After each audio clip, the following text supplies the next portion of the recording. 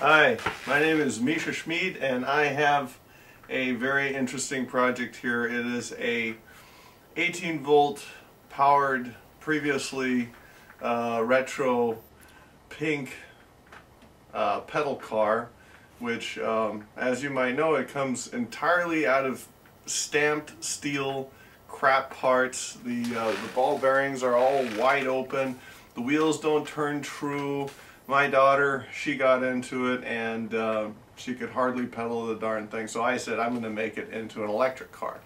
So what I got here today is I got my 18 volt cordless drill flashlight kit, which we're going to pull the components out of. And the reason why I went with this is because in it you have the 18 volt electric motor, you got your planetary gearbox, you got your battery charger, you also even have some lighting components here, like a bulb and a socket and, you know, a lens and stuff like that, stuff that you could use in the electric car. And so you got the whole thing complete, plus with the motor and the gearbox you also have a pulse width modulation circuit, so that you have fully you know, controllable speed control, which, as you know, solid state's the best way to go. 18 volts through a variable resistor essentially would just roast the resistor and you get a lot of losses through that. So solid state, the whole thing, normal price is like 35 bucks, but these were on sale, holiday. I think it was like $24 or something like that. So what do you get? You might be asking yourself that. Well, of course you get the drill, right? You just pull that out like this. The battery has usually a little bit of charge to it. So you got forward, you got reverse, everything you need. The battery is a little bit drained. But the first thing you're going to have to do is go ahead and take the screw in the center of the drill chuck out, because otherwise you can't take the housing apart. And what you have to do is you have to stick a screwdriver right down the middle, and it's a left-handed thread. So you have to make it seem like you're going to make the screw tighter, and you see there, it comes right out. I don't know if you can see that there. And there you go, there's your left-handed thread. You could just throw that away pretty much. I keep everything, so that's me. And now you have the chuck you have to take off. The chuck is a right-handed thread, and you should be able to break it loose.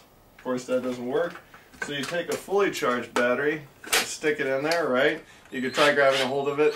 Too powerful. Can't do it. So what I always do, you take the battery back out because that didn't work. You take a pneumatic zip gun like this here, stick it into the chuck, tighten the chuck up. You guys getting all this? I'll hold it up here so you can see it. Alright, so that's on there. Good and tight. Oh, the bit came out. Now I'm using a Torx bit because it has a hex cross section. You should just be able to right hand zip it off. And there you go. You got your bit, just take it off, and it's like nothing ever happened. So you got your chuck out of the way, that's super goodly. Don't need your batteries right now. Put your zip gun away so your mother doesn't get mad at you. So now you got it broken down to this basic housing right here, right? Now by rights, you should be able to get all the guts out of it simply by using your screwdriver and taking the whole housing apart, which I will do for your benefit.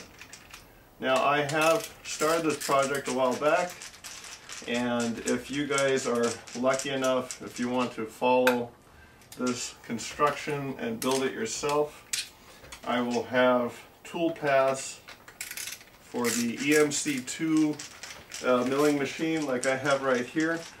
You can make the more complicated parts on that. I wouldn't imagine that too many people can build it without a CNC machine, because you'd have to be a robot to pull that one off. And so they will all be on my website, bdrinternational.com, for download if you like. And Also, all the production drawings of the different components. And I'm sure I don't have to tell you, you're going to need 2 of these.